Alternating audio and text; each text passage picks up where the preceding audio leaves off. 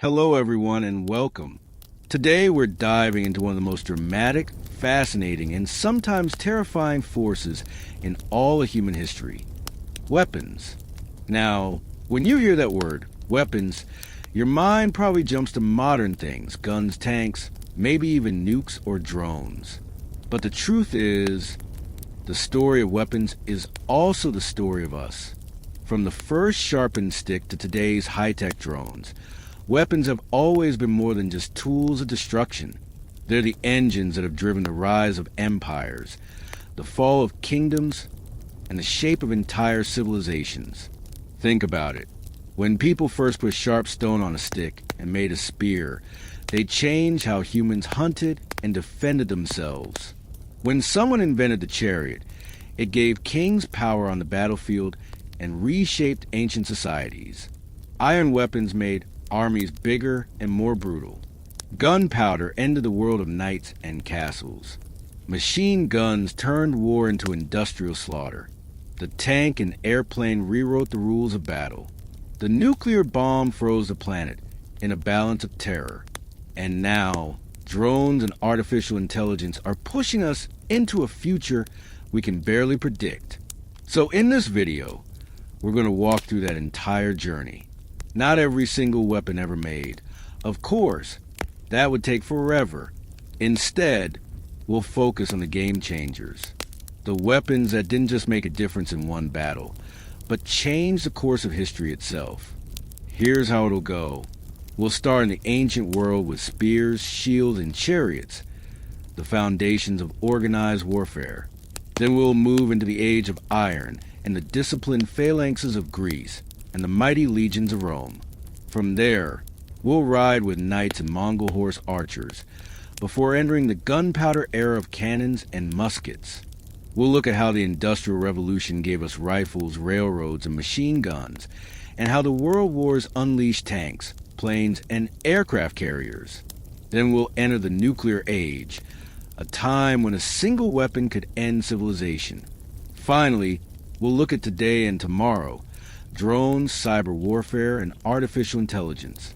And as we go, I want you to think about something. Every new weapon in history has promised safety, power, or peace. But did it really deliver?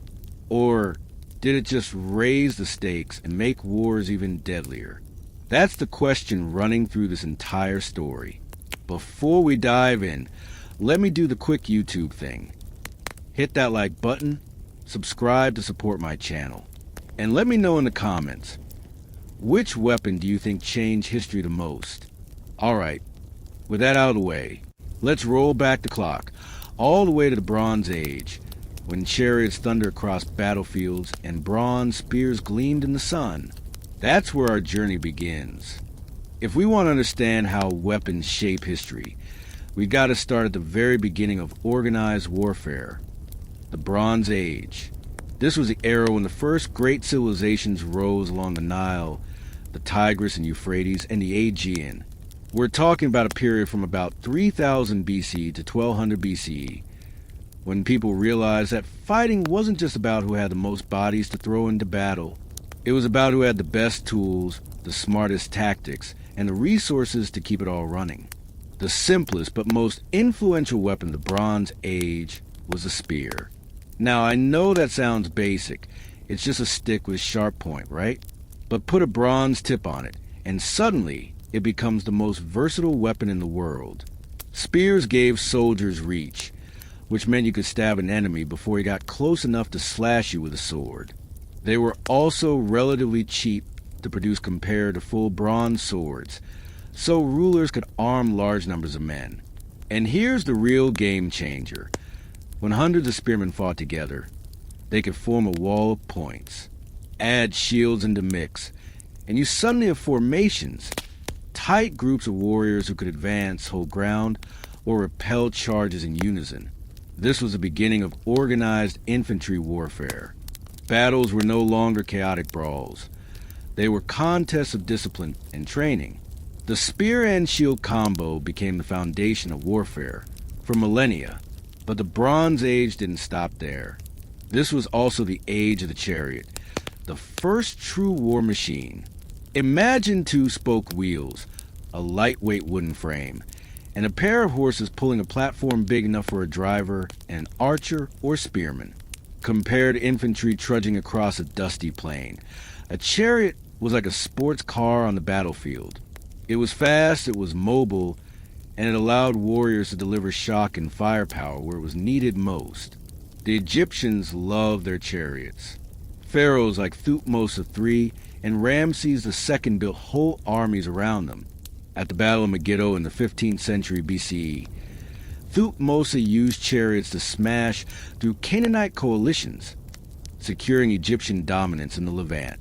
Later, at the famous Battle of Kadesh in 1274 BC, Ramses II and the Hittite king Muwatalli II faced off with thousands of chariots, possibly the largest chariot battle in history. The clash was brutal, and though Ramses claimed victory in inscriptions, the truth is the battle was more of a stalemate. But what mattered was the scale. Empires rose and fell on the strength of their chariot core. Chariots weren't just military machines. They were political symbols. They were expensive to make and maintain, which meant they became the toys of kings and elites. Riding a chariot was like being a fighter pilot or tank commander today.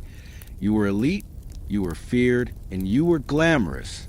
In tombs like that of Tutankhamun, archaeologists found beautifully crafted chariots, some probably ceremonial, others designed for war. Owning one was a mark of prestige. Chariots helped create the first real military aristocracies, where power and class were tied to mastery of a weapon system. Meanwhile, shields and armor added another layer of sophistication. Bronze Age shields came in all shapes. Small round ones for mobility, tall rectangular ones for full-body defense, even massive figure-8 shields in the Aegean world.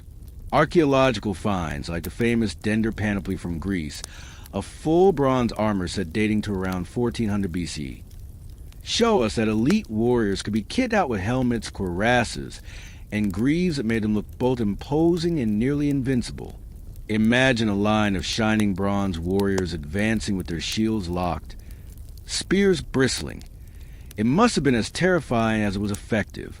But here's the catch. All of this depended on bronze itself. Bronze is an alloy of copper and tin. Copper was fairly common, but tin, not so much. Tin often had to be imported from as far away as Afghanistan or even the British Isles.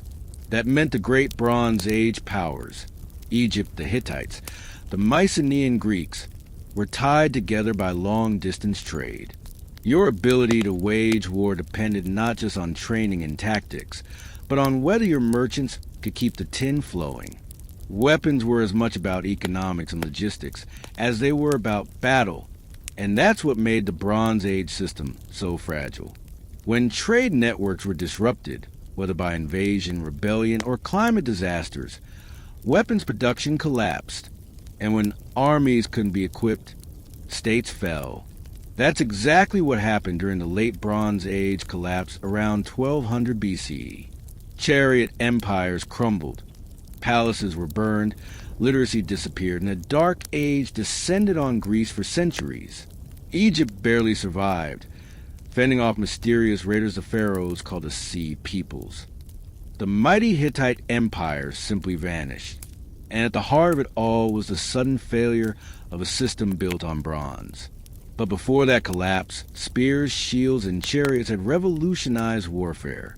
They turned mobs into armies, rulers into warlords, and battles into decisive contests. They showed that technology and organization could be as important as sheer numbers. And they left behind a legacy that shaped everything to come. So what's the lesson here? The Bronze Age teaches us that weapons don't just win battles. They shape societies. The chariot created aristocracies. The spear and shield created disciplined armies. The scarcity of bronze created trade empires. And when those systems broke, so did the states that relied on them. It's a reminder that weapons are never just pieces of metal. They're part of bigger systems, political, economic, and cultural. And when those systems fail, the weapons lose their power too. As we leave the age of shining bronze armor and thundering chariots behind, we step into a new world. Iron will take the stage. Armies will grow even bigger, and war will be transformed once again, this time by empires who learn how to put thousands of disciplined infantry on the march. When the Bronze Age world collapsed around 1200 BCE, it left behind a power vacuum. Chariot empires fell, palaces burned, and old systems vanished. But out of this chaos came something new, the Age of Iron, and with it, the rise of infantry as the backbone of warfare. Iron was a game changer. Unlike bronze, which required tin from faraway lands, iron was more common. It could be found in many regions and worked by local smiths. It wasn't as easy to shape as bronze, but once societies figured out how to smelt and forge it, iron was stronger, cheaper, and more abundant. That meant weapons and armor could be produced on a much larger scale. Suddenly, armies weren't just a handful of elites with bronze swords and chariots. They were masses of ordinary men equipped with iron spears, swords, and shields. One of the first empires to harness this power was the Assyrians. Around 900 BCE, the Assyrian Empire became the terror of the ancient Near East. They weren't the first to use iron, but they were the first to build a professional, standing army equipped with it on a massive scale. Their soldiers marched in formation with iron-tipped spears and arrows, protected by iron helmets and shields. The Assyrians also developed advanced siege tactics. They built battering rams covered with protective roofs, scaled walls with ladders, and even tunneled under fortifications. For the first time, no city was truly safe behind its walls. But it wasn't just about the weapons. It was about organization. The Assyrian army was divided into specialized units: infantry, cavalry, archers, and siege engineers. This was military professionalism centuries before the Romans. The result? An empire that stretched from Mesopotamia to Egypt, held together by the iron discipline of its armies. Their reputation for brutality also served as psychological warfare. Assyrian kings carved reliefs showing enemies impaled or flayed alive, sending a clear message: resist and you'll suffer. In a world where fear was a weapon, the Assyrians wielded it ruthlessly. Meanwhile, across the Mediterranean, another revolution was brewing: the Greek phalanx. Around the 8th century BCE, Greek city-states began organizing their warriors, called hoplites, into tight, disciplined formations. Each hoplite carried a long spear, a short sword, and the famous hoplon shield, a large round shield that covered much of the body. Standing shoulder to shoulder, the shields overlapped, creating a wall of wood and bronze.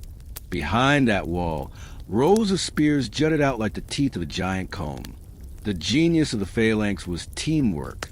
Unlike heroic warriors of the Bronze Age, who fought as individuals, hoplites fought as a unit. The strength of the formation came from unity. If one man broke ranks, the whole line could collapse. But if everyone held together, the phalanx was nearly unstoppable. It turned war into a contest of discipline, training, and solidarity. In many ways, it mirrored the political changes of Greece.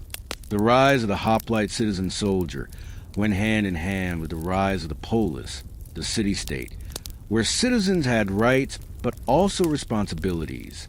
Warfare and politics were connected through the spear and shield. The phalanx proved devastating in battle. At the Battle of Marathon in 490 BCE, Athenian hoplites charged the invading Persians and broke their lines, proving that disciplined infantry could defeat even a massive imperial army.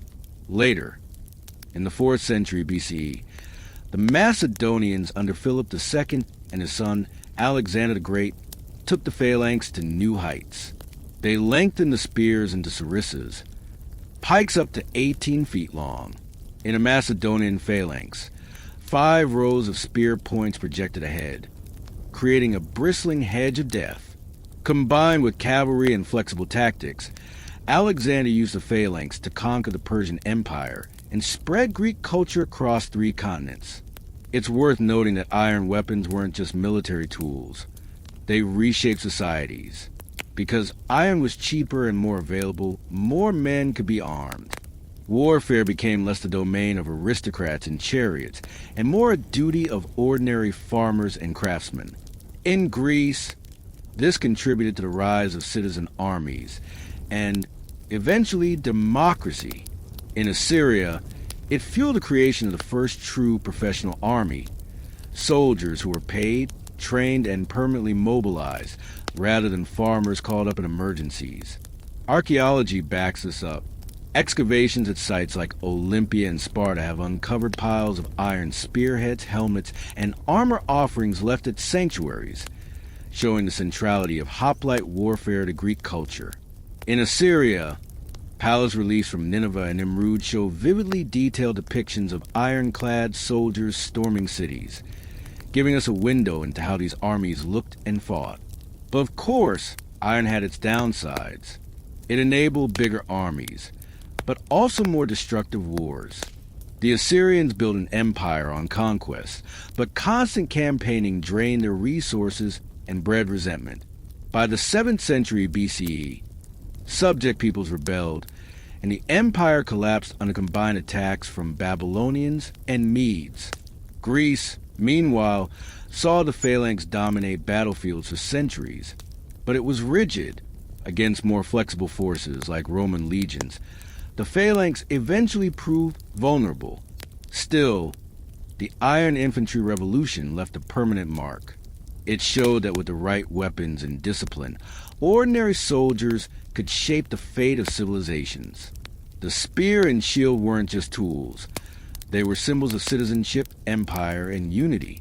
As we leave the iron phalanxes of Greece and the brutal armies of Assyria behind, we head toward the next great leap in military technology. Rome will take the lessons of the phalanx, refine them, and create the most famous military machine of the ancient world, the legion, and with it, siege engines, roads, and a war machine that conquered a vast empire. If the Assyrians showed the world what an iron army could do, and the Greeks proved the power of disciplined formations, then the Romans took those lessons and built them into the most famous war machine of the ancient world, the legion. For centuries, the Roman legion was the gold standard of military organization. It didn't just conquer enemies. It built an empire that stretched from Britain to Mesopotamia, from the desert of Africa to the forests of Germany. So, what made the legion so effective? It all comes down to flexibility, discipline, and engineering. Unlike the Greek phalanx, which relied on tight, rigid lines of spearmen, the Roman legion was organized into smaller units called cohorts and maniples. This allowed them to maneuver more easily on the battlefield. A phalanx was like a wall, powerful if held together, but hard to move around obstacles. A legion was more like a machine made of moving parts. Soldiers could advance in checkerboard formations, rotate fresh troops into front lines, and adapt to changing terrain. This flexibility made them devastating against less organized enemies. Roman soldiers, called legionaries, were heavily armed. Each carried a gladius, a short stabbing sword, a pilum, a heavy throwing spear designed to bend on impact so it couldn't be hurled back, and a large rectangular shield, the scutum, which offered excellent protection and could lock together with others in formation. Add a helmet, armor, and discipline drilled through constant training, and you had one of the most formidable infantrymen in history. One of Rome's signature tactics was the testudo, or tortoise formation. Soldiers locked their shields overhead and in front, forming an armored shell that could advance under a hail of arrows or rocks. Ancient writers described it as looking like a giant, lumbering beast. Siege defenders dreaded the sight of it approaching their walls. Speaking of sieges, the Romans weren't just masters of infantry tactics. They were engineering geniuses.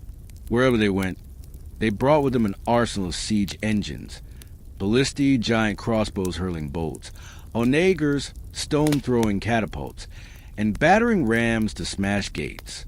They could build siege towers taller than city walls and push them forward on wheels.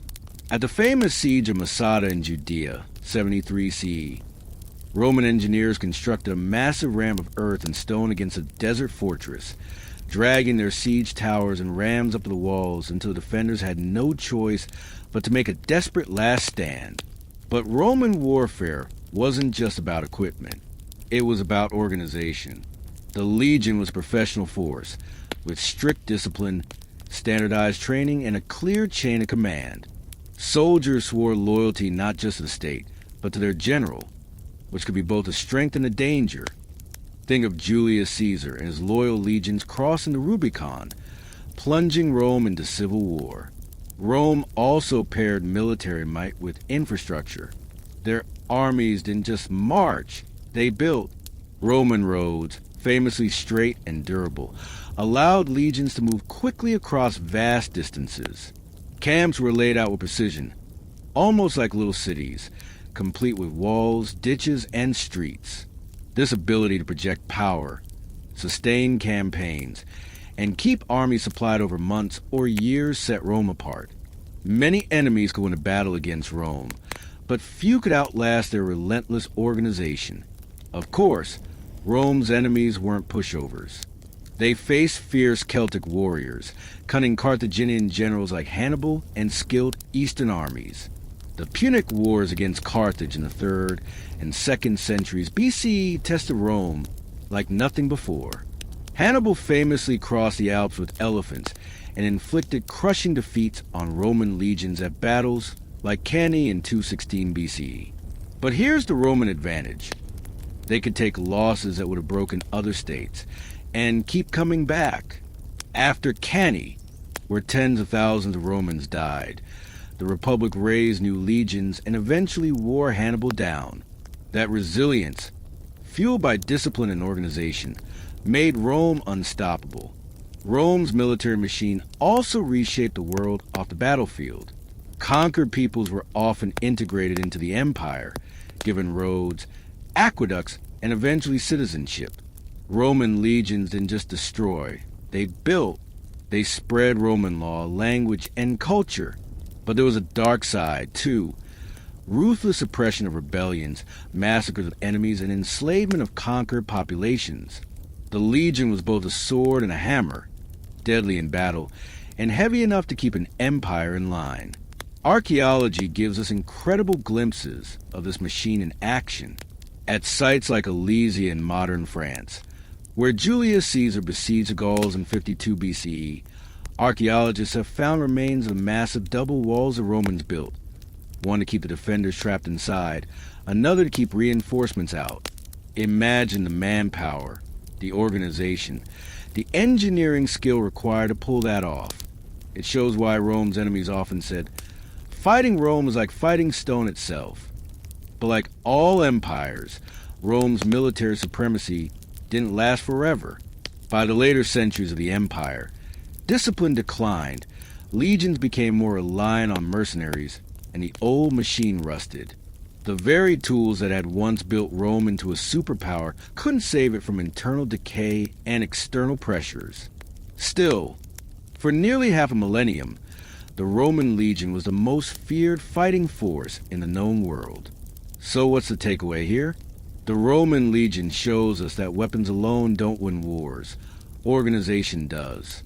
A gladius in the hands of a lone soldier is just a sword. A gladius in the hands of a trained legionary, backed by discipline, siege engines and roads, is an empire maker. As we march forward in history, the Roman legions fade, but another revolution rises. Horses and riders will soon dominate battlefields. The age of cavalry, of knights, Mongol horse archers in the stirrup, is about to begin. And once again, a single piece of technology will reshape not just warfare, but entire societies. When Rome fell in the West during the 5th century CE, it left behind a fractured world. Armies no longer had the same discipline and structure of the legions. Into that void rode a new dominant force on the battlefield, the horse. Cavalry had existed before, of course, The Assyrians, Persians, and Alexander the Great all used horsemen. But in the early medieval period, innovations like the stirrup transformed cavalry from a supporting arm into the kings of the battlefield. The stirrup seems like such a small thing, just a loop to support a rider's foot, but it was revolutionary. Without stirrups, riders had to rely on their thighs and balance to stay mounted. That meant they couldn't put the full force of their weight behind a weapon strike. With stirrups, a rider could plant his feet, lower a lance, and charge with devastating impact.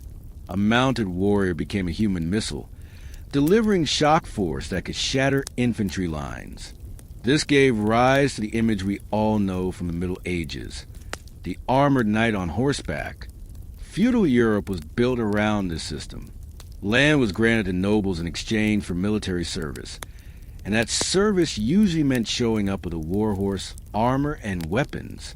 Knights became both a military elite and a social class. Castles sprouted across Europe, and the knight with his lance and stirrup became the backbone of medieval armies. Knights weren't just warriors.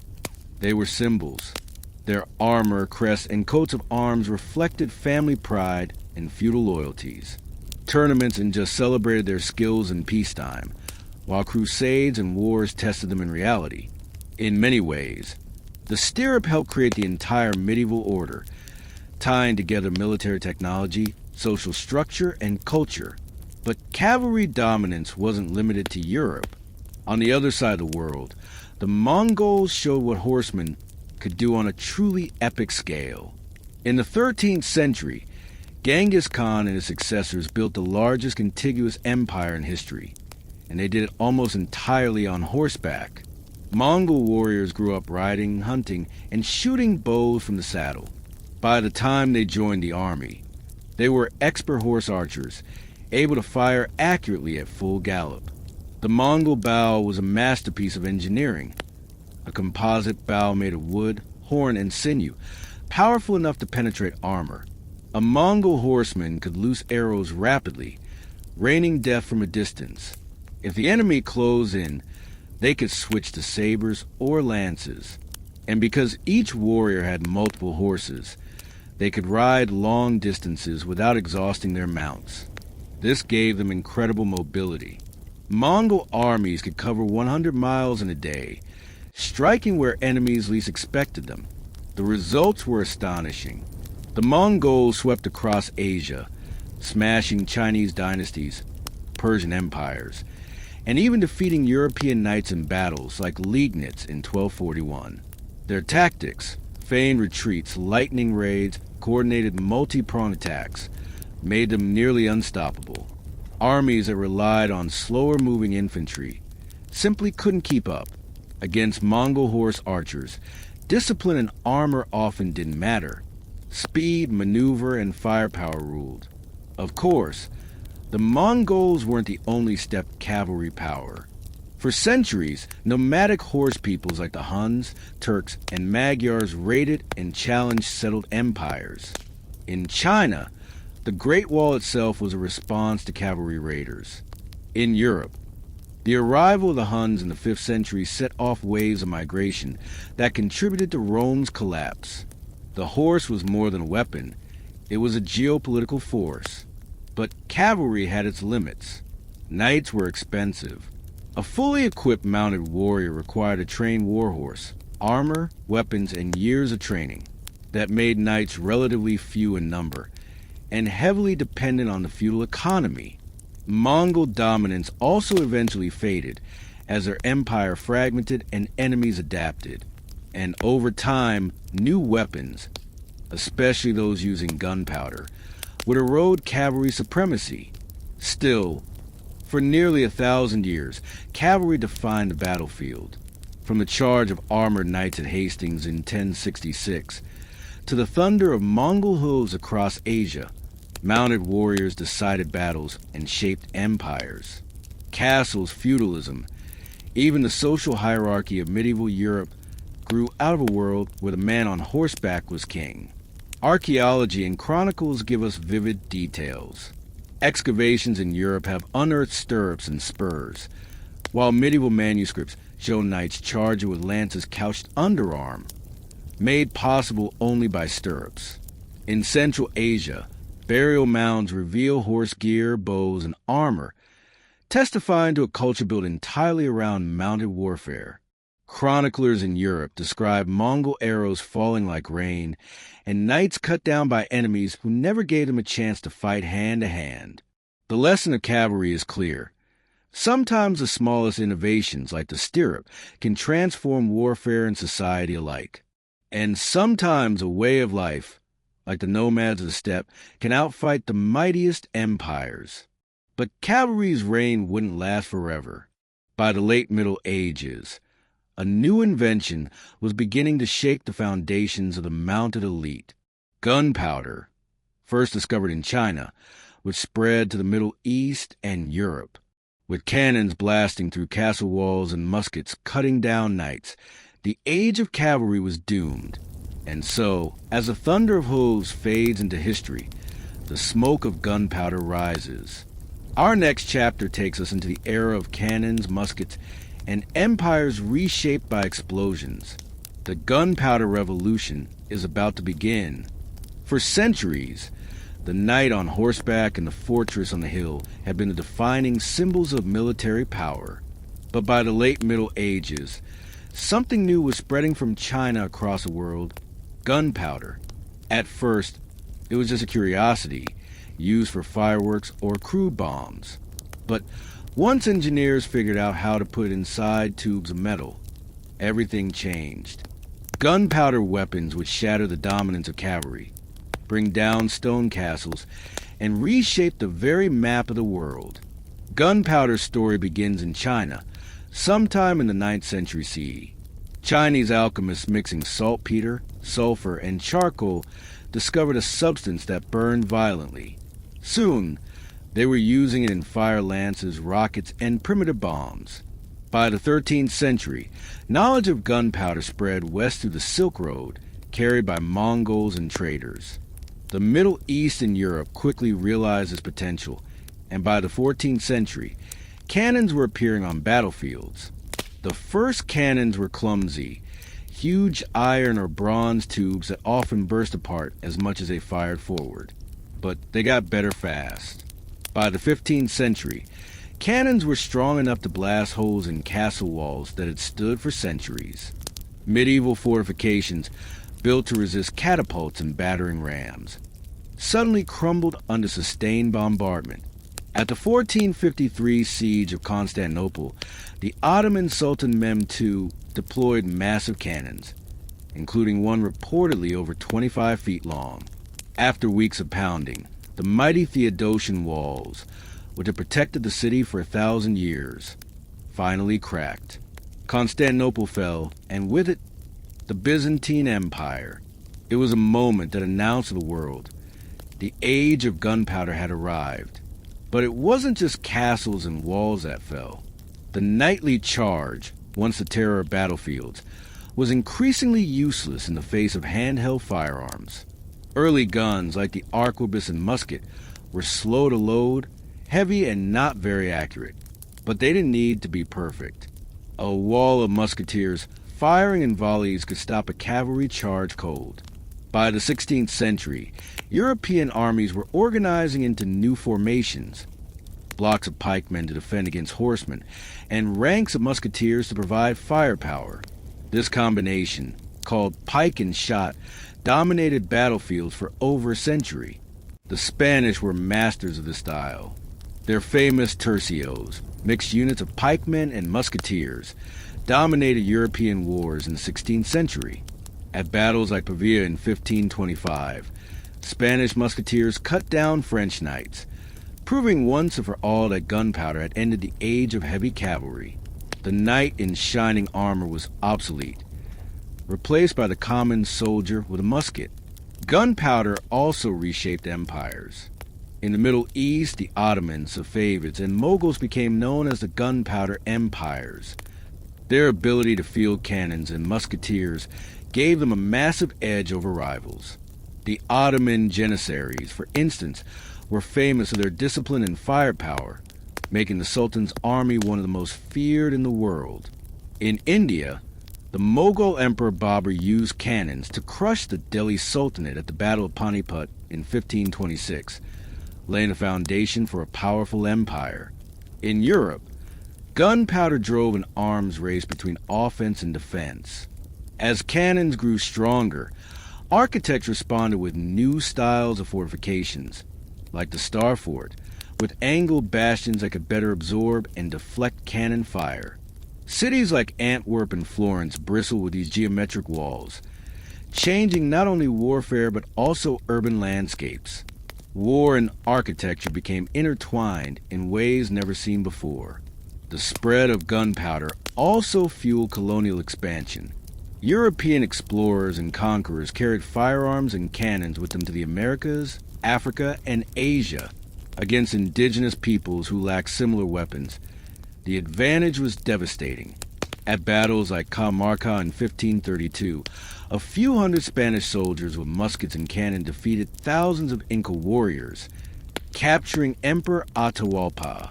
While disease and alliances played huge roles in conquest, the psychological shock of gunpowder weapons cannot be underestimated.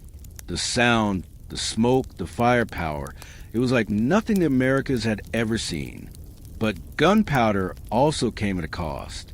Muskets were expensive to produce and required centralized states to equip and train soldiers. Cannons demanded foundries, logistics, and professional gunners. The rise of gunpowder armies helped accelerate the growth of strong, centralized monarchies in Europe, replacing feudal knights with standing armies loyal to kings. Military revolutions fed political revolutions. By the 17th century, battlefields thundered with muskets and cannon fire. The 30 Years' War in Europe, 1618 to 1648, showed the destructive potential of these new weapons, leaving millions dead and much of Central Europe in ruins. Gunpowder had changed not only the way wars were fought, but also the scale of their devastation. So what's the big picture here? Gunpowder ended the medieval order. The age of knights and castles gave way to the age of kings and cannons. Warfare became louder, smokier, and deadlier. Empires rose and fell on the strength of their gunpowder armies, and the world itself was redrawn by colonial conquest fueled by firearms. As we move forward, the story only intensifies. By the 18th and 19th centuries, the Industrial Revolution will turbocharge warfare again, producing rifles, railroads, and machine guns. If gunpowder broke the old world, industry would shatter it even further. If gunpowder shattered the medieval world, the Industrial Revolution turned war into something unrecognizable. By the 18th and 19th centuries, factories were churning out weapons on a scale never seen before. Railroads and steamships moved armies and supplies faster than ever. Telegraphs carried messages across continents in minutes. For the first time, war became not just a clash of armies, but a clash of entire industrial societies. At the heart of this new age were the rifle and the machine gun. Muskets had dominated battlefields for centuries, but they were smoothbore and inaccurate. Rifles, with spiral grooves cut into the barrel, gave bullets spin, making them travel straighter and farther.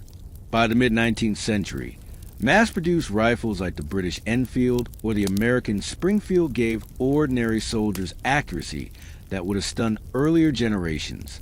Suddenly, a line of infantry could shoot down an enemy at 300 or 400 yards with deadly precision. The impact was dramatic. At the Battle of Gettysburg during the American Civil War, 1863, rifled muskets tore apart attacking lines at ranges Napoleonic generals had never accounted for. The war also introduced repeating rifles, breech-loading weapons, and even early machine guns like the Gatling gun. These were crude compared to modern weapons, but they gave us a preview of what was coming. A few well-placed guns could do the work of hundreds of soldiers. The railroad was another revolution. For the first time, entire armies could be moved hundreds of miles in days instead of weeks. Supplies could be delivered to front in a steady stream. During the Franco-Prussian War in 1870, the Prussians used railroads to concentrate their forces quickly, outmaneuvering the French. The result? A stunningly fast victory that shocked Europe. Railroads, telegraphs, and industrial organization turned Prussia into a model of modern military efficiency. By the late 19th century, the machine gun sealed the deal. Hiram Maxim's invention in the 1880s could fire hundreds of rounds per minute. European armies quickly realized that a few machine guns could mow down waves of attackers. In colonial wars, the gap was even more devastating. At the Battle of Omdurman in 1898, British troops with Maxim guns slaughtered thousands of Sudanese warriors armed mostly with spears and outdated rifles. One British observer admitted it wasn't a battle, but a butchery.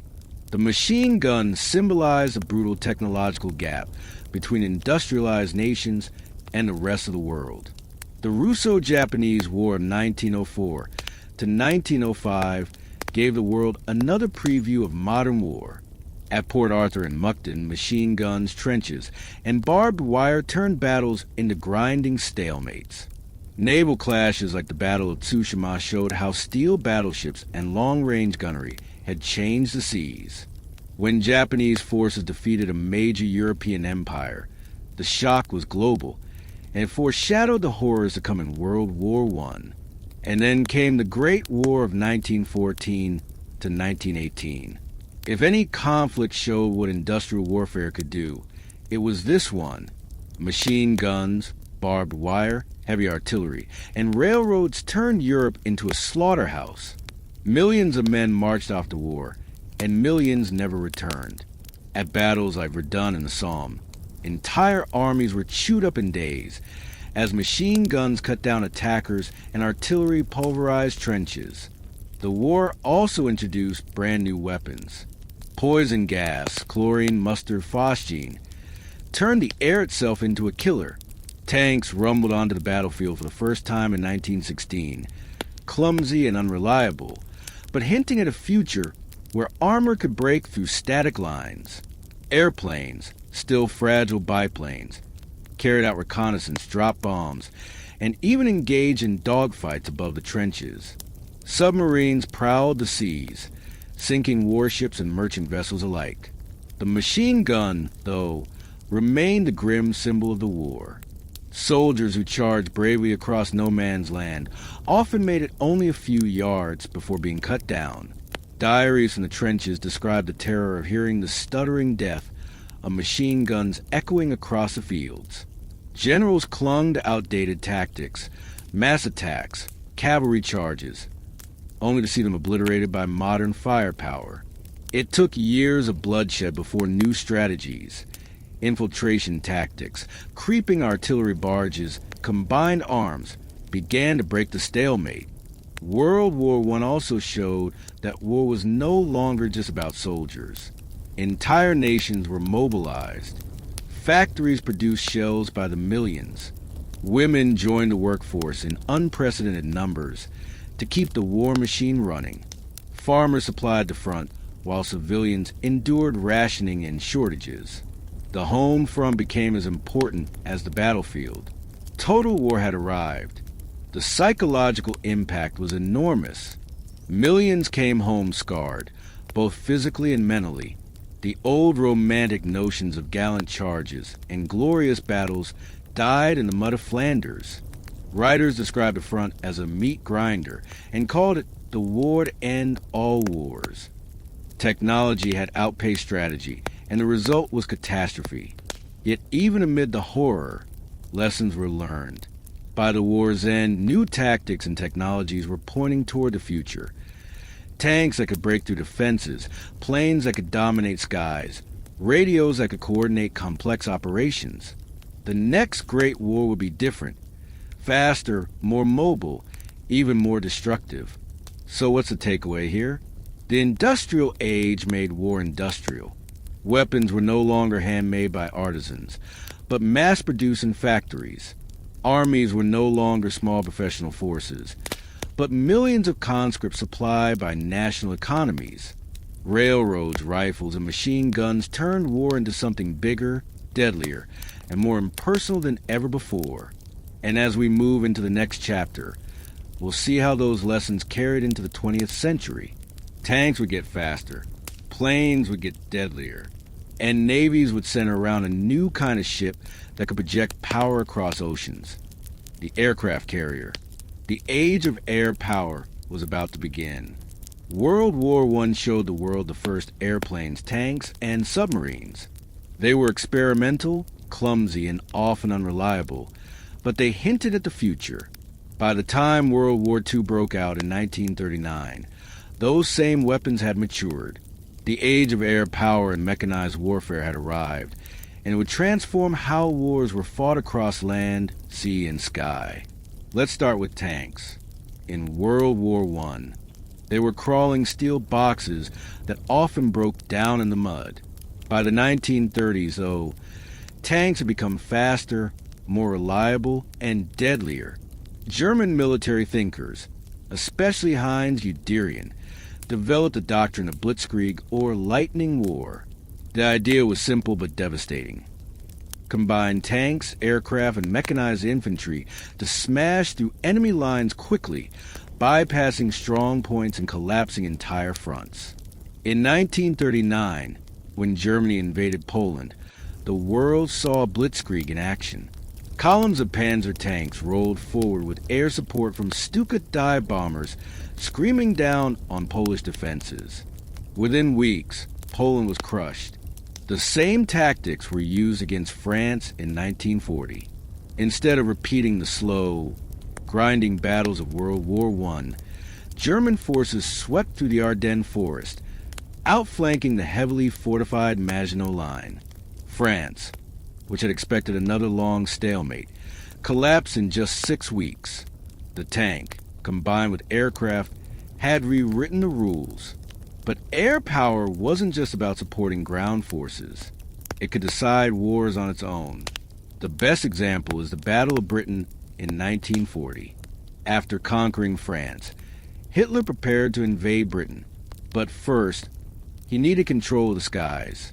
The German Luftwaffe launched massive bombing raids against British airfields, cities, and industries. What followed was months of brutal aerial combat.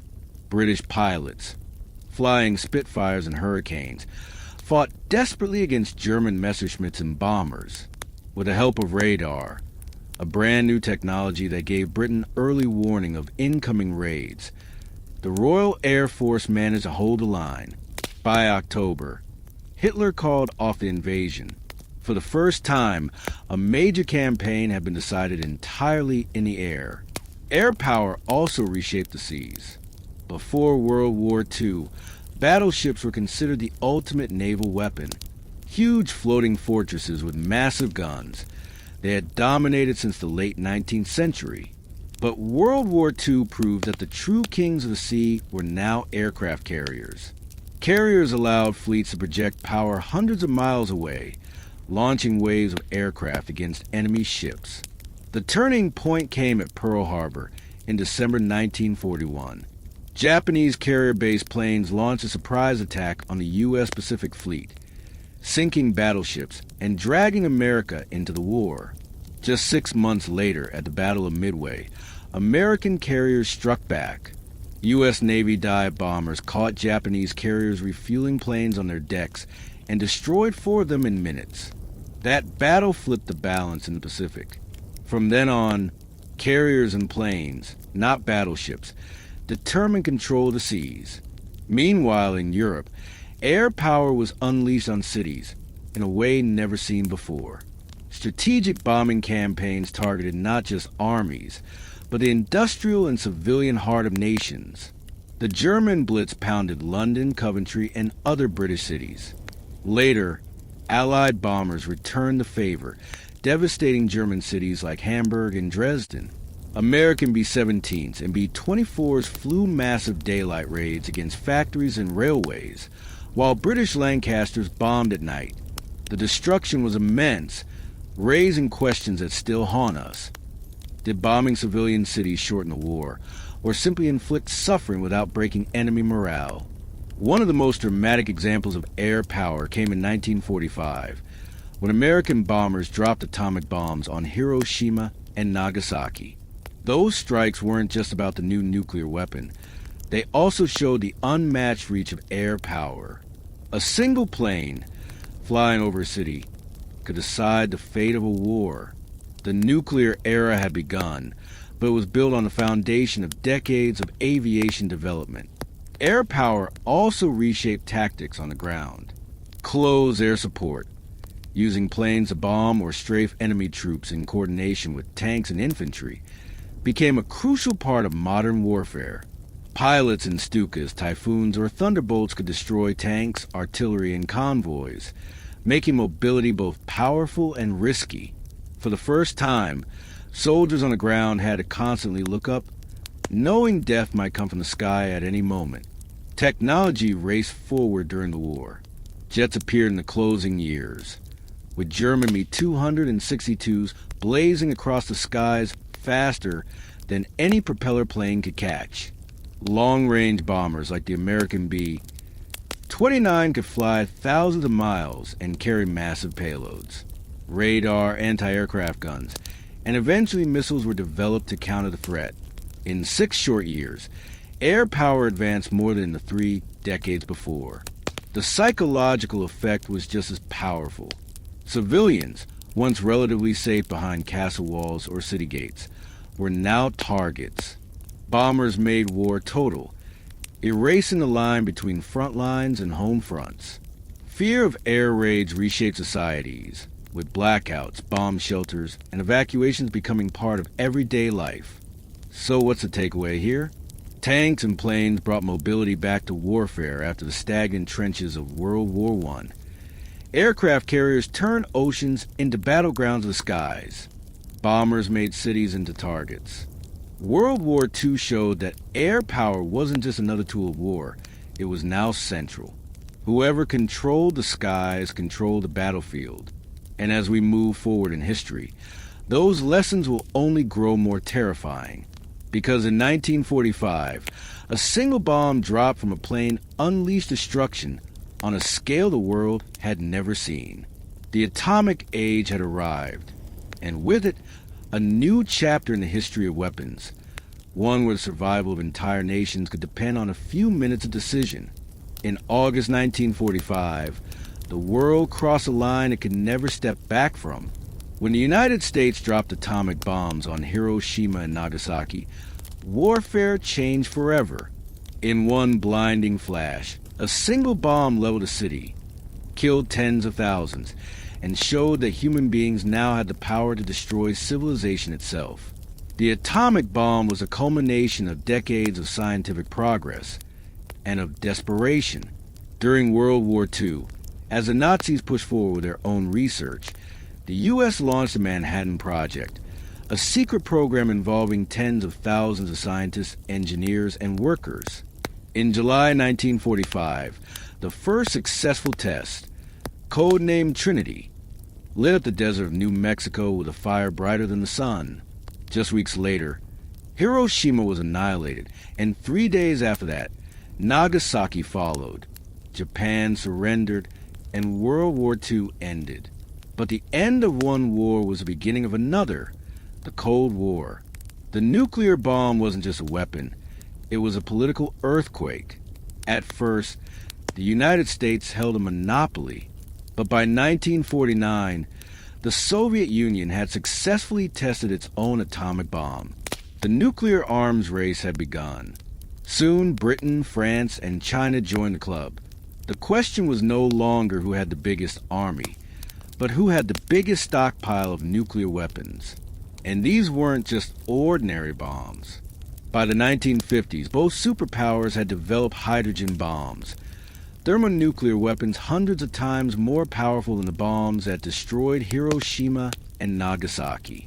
The sheer scale was almost unimaginable. A single H-bomb could wipe out an entire city in seconds.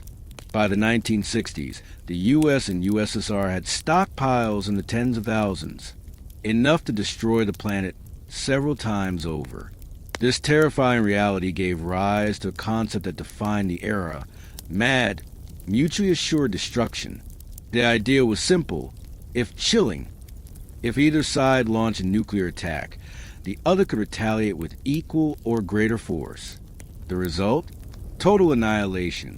It meant that nuclear weapons, paradoxically, were less about fighting wars and more about preventing them. The world lived under a balance of terror, but that balance was fragile. Several times, the world came terrifyingly close to nuclear war. The most famous example is the Cuban Missile Crisis of 1962, when the Soviet Union tried to place nuclear missiles in Cuba, just 90 miles from the U.S. coast. The standoff brought the world to the brink. For 13 tense days, American and Soviet forces faced off, while President John F. Kennedy and Premier Nikita Khrushchev exchanged ultimatums. Many feared it would end in nuclear war. At the last moment, diplomacy prevailed. The Soviets withdrew their missiles, and the U.S. quietly removed missiles from Turkey. But the crisis showed how a single misstep could mean global catastrophe. And that wasn't the only close call. In 1983, during a NATO exercise called Able Archer, Soviet leaders misinterpreted it as preparation for a real attack. At the same time, Soviet radar falsely reported incoming American missiles.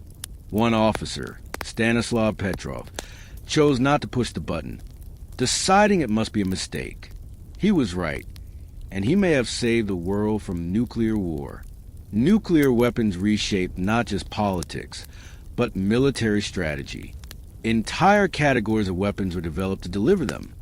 Intercontinental ballistic missiles, ICBMs, nuclear-armed submarines that could hide beneath the oceans, and long-range bombers capable of carrying devastating payloads.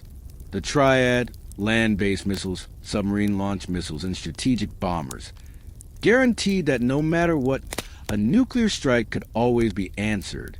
The arms race also spurred incredible technological achievements. Satellites, early computers, and even space exploration were all linked to the Cold War competition. But beneath those achievements lay constant fear. In schools, children practiced duck and cover drills. Cities built fallout shelters. Movies and literature captured the anxiety of living under the mushroom cloud. The nuclear bomb was not just a weapon. It was a presence in people's daily lives, shaping culture as much as strategy. And yet, strangely enough, nuclear weapons may have helped prevent a third world war. The sheer horror of MAD made leaders cautious. Proxy wars were fought in Korea, Vietnam, Afghanistan, and elsewhere, but direct conflict between the U.S. and USSR never erupted. Both sides knew that a miscalculation could mean the end of everything. By the 1970s and 80s, arms control treaties tried to put limits on the madness. The SALT and START agreements capped numbers of missiles. The Non-Proliferation Treaty, NPT, aimed to stop the spread of nukes beyond the superpowers. But the genie could never be put back in the bottle. Even today, new powers like India, Pakistan, and North Korea hold nuclear arsenals. So what's the big picture here? The nuclear era marked a turning point in human history. For the first time, war carried the risk of wiping out civilization itself. Weapons were no longer about who controlled the battlefield. They were about who controlled the fate of the planet. And perhaps the strangest thing is that these weapons, built for destruction, created a kind of uneasy peace. No one dared use them after 1945, but their shadow has loomed over every conflict since. As we leave the mushroom clouds of Hiroshima and the standoff in Cuba behind, we step into the final chapter of our story. The nuclear bomb may have frozen global war for decades, but technology didn't stop there. Today, new weapons, drones, cyber attacks, artificial intelligence, hypersonic missiles, are raising new questions about the future of war. Are we entering a new revolution as dramatic as the ones before? That's the story we'll tackle next. For thousands of years, new weapons have reshaped warfare. The spear, the chariot, the legion, the musket, the tank, the bomb. Each leap brought new ways of fighting. and new challenges for societies. Today, we are living through another revolution, one that isn't happening in ancient battlefields or Cold War missile silos, but in the skies, in computer networks, and even in algorithms. The weapons of the 21st century are drones, cyber attacks, and artificial intelligence. Let's start with drones. For most of history, if you wanted to hit an enemy, you had to send people into danger. Drones changed that. A drone is basically a flying robot, piloted remotely or even programmed to operate on its own. The U.S. military has used them extensively since the early 2000s, especially in Afghanistan, Iraq, and across the Middle East. Drones like the Predator and Reaper carry cameras and missiles, allowing operators thousands of miles away to identify and strike targets in real time. This technology has transformed modern warfare. On one hand, it reduces risk to pilots and can hit precise targets with minimal collateral damage, at least in theory. On the other hand, critics argue that drone strikes blur the line between war and peace. When a drone strike can happen without warning, anywhere, anytime, it changes how both soldiers and civilians experience conflict. And because drones are cheaper than fighter jets, more countries, and even non-state groups are now using them. In the war between Armenia and Azerbaijan in 2020, drones destroyed tanks and artillery with shocking efficiency, proving that even small states can wield air power. Next, consider cyber warfare. This is a battlefield with no trenches, no tanks, no battle maps, just networks, code, and electricity. In the digital age, critical infrastructure, power grids, hospitals, banks, transportation systems, all run on computer networks. That makes them vulnerable. A cyber attack can cripple an enemy without firing a shot. We've already seen examples. In 2007, Estonia was hit by massive cyber attacks that shut down government websites, banks, and media. In 2010, the Stuxnet virus, reportedly created by the U.S. and Israel, sabotaged Iranian nuclear centrifuges, setting back their nuclear program. In recent years, ransomware attacks and state-backed hacking have targeted everything from elections to pipelines. The scary part is that attribution is hard. It's often difficult to know exactly who launched a cyber attack. That makes retaliation complicated and raises the risk of miscalculation. And then there's the biggest wild card, artificial intelligence. AI is creeping into warfare in ways both subtle and dramatic. Algorithms already analyze surveillance data, manage logistics, and assist with targeting. Some militaries are experimenting with autonomous drones that can select and engage targets without direct human control. Imagine swarms of cheap, AI-guided drones overwhelming defenses. This isn't science fiction. It's being tested today. The ethical questions are enormous. Should machines be allowed to decide who lives and who dies? How do you ensure accountability if an AI makes a mistake? International organizations are already debating bans or regulations on so-called killer robots. But the arms race is real. The US, China, Russia, and other powers are pouring resources into AI research, knowing that whoever masters it could dominate future battlefields. What's striking is that today's weapons aren't just about firepower, they're about information. In the past, victory often came down to who had the most soldiers or the strongest cannons. Now, it may come down to who has the best data, the best algorithms, or the best ability to disrupt an enemy's systems. War is moving from the physical world into the digital and cognitive realms. At the same time, traditional weapons haven't gone away. Tanks, planes, and missiles still matter, but they are being enhanced by new technologies.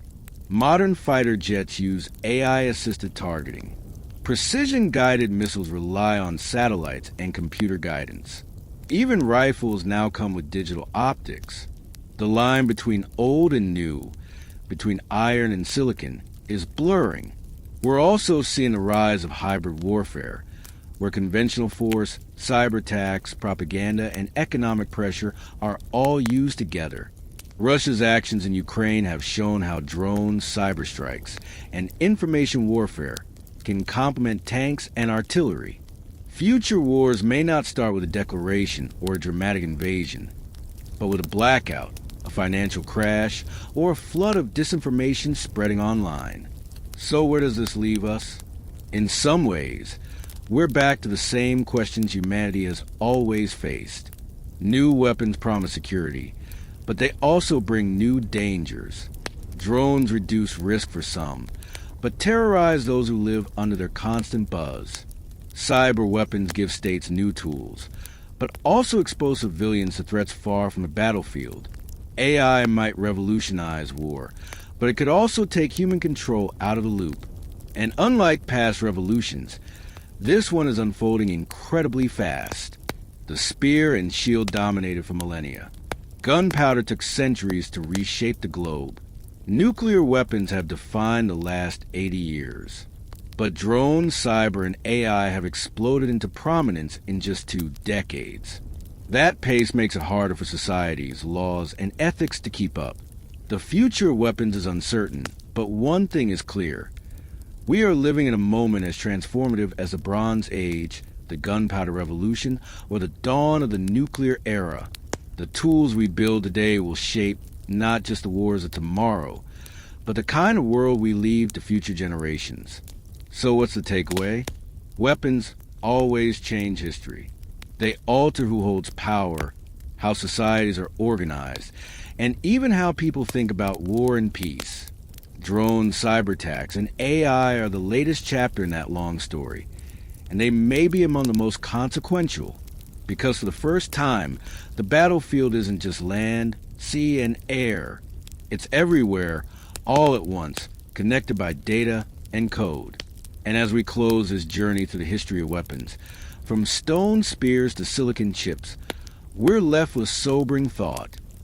The greatest weapon of all may not be the sword, the cannon, or even the bomb.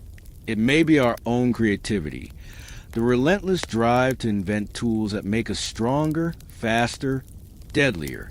The question isn't whether we'll keep inventing them. It's whether we'll learn to live with them without destroying ourselves. And that brings us to the end of our journey through the weapons that change history. From the simple spear of the Bronze Age to the silent algorithms of artificial intelligence, we've seen how tools of war have shaped not just battles, but entire civilizations. Every leap in technology brought both power and peril. The chariot gave kings dominance, but tied them to fragile trade networks.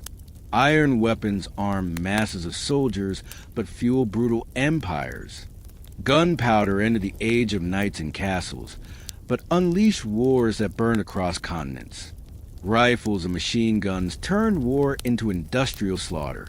Tanks and planes brought speed and firepower on a scale never seen before. The nuclear bomb froze the world in a balance of terror. And now, drones and cyber weapons are blurring the line between war and peace, soldier and civilian. So what's the big lesson? It's that weapons are never just weapons. They're reflections of societies that create them. They change politics, economies, and cultures. They determine who holds power and who loses it. And they force humanity to confront the same question, again and again. Do these tools make us safer, or do they just make us more vulnerable? If history teaches us anything, it's that every new weapon is sold as the one that will bring peace. The Roman legion was supposed to secure order forever. Gunpowder was supposed to end siege warfare. Nuclear weapons were supposed to make war unthinkable. And yet, wars continued, often bloodier than before. Maybe the problem isn't the weapons themselves, but how we choose to use them, or fail to control them. Here's another lesson. Technology moves faster than our ability to adapt. It took centuries for societies to figure out how to live with gunpowder. We've had nuclear weapons for less than a century, and the world has come terrifyingly close to using them again more than once. Now, AI and cyber weapons are racing ahead in just a couple of decades. That speed makes it even harder to keep up, to build rules, to avoid disasters. And yet, there's hope in this story too. Civilizations rise and fall, but humanity endures. We've survived the spear, the cannon, the bomb. We've learned, slowly, painfully, to avoid some of the worst mistakes. Maybe that's the final takeaway. Weapons don't decide history on their own. People do. How we use them, or whether we choose not to use them, is what matters. So, as we look back on thousands of years of weapons and war, we should also look forward. The future is still unwritten. And maybe, just maybe, if we understand the past clearly enough, we'll make better choices in the future. Thank you so much for watching and sticking with me through this epic journey. If you enjoyed it, don't forget to hit like, subscribe, and share this video with someone who loves history as much as you do. And I'd love to hear your thoughts. Which weapon do you think had the biggest impact on history and why? Drop it in the comments below. Until next time, keep questioning, keep learning, and remember, history isn't just about the past. It's the key to understanding our present and shaping our future.